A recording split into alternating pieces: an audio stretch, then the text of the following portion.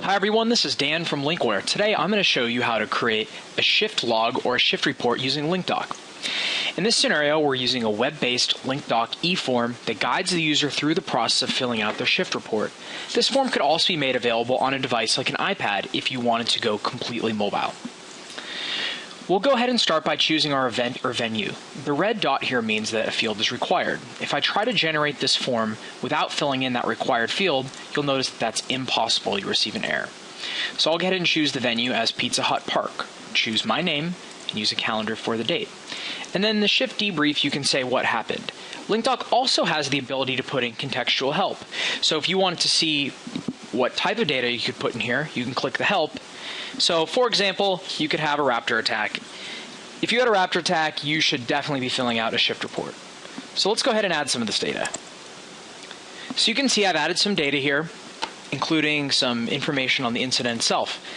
If you had more than one thing occur in LincDoc, you can push the plus button and dynamically expand out new sections. If you change your mind, you can always delete them.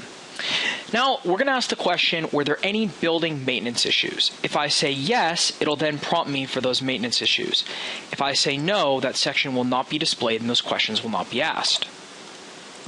So now we'll say that there was a building maintenance issue, the location was the raptor pen, and it was an electric fence failure. At that point, we can go ahead and list any other things that happened. So I could say at 1500, lunch break. LincDoc will spell check that for us, and at the end of that process, we'll go ahead and complete this form. So I'll just key in my time here and push generate. When we push generate, LincDoc takes all of the information that was entered onto the form and it renders it onto the original PDF or Word document form that you currently use today. So you can see here, here's our Bluth Company shift report. You can see this either as a PNG or you can view it as a PDF. Zoom in on this, work with it, etc. You could also send an email this document if you choose. So you'll notice everything has been filled out, the document's been created, and you could even download or print a local copy. We've also connected this form to Lasefiche to show you how this could interact with your document or content management system. So if I go over to my daily shift reports folder,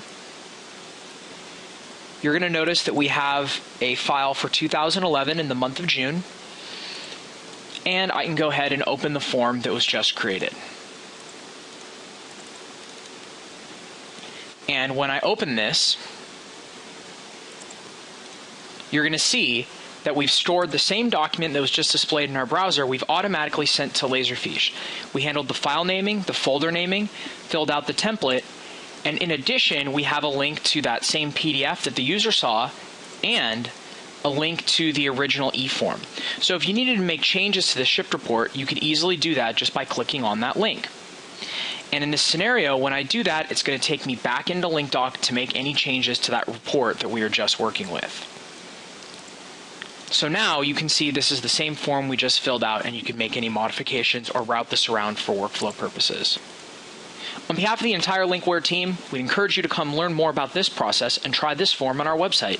Visit www.lincware.com to sign up for a demo or talk to our team about how we can help you automate your forms and processes. No raptor attacks allowed.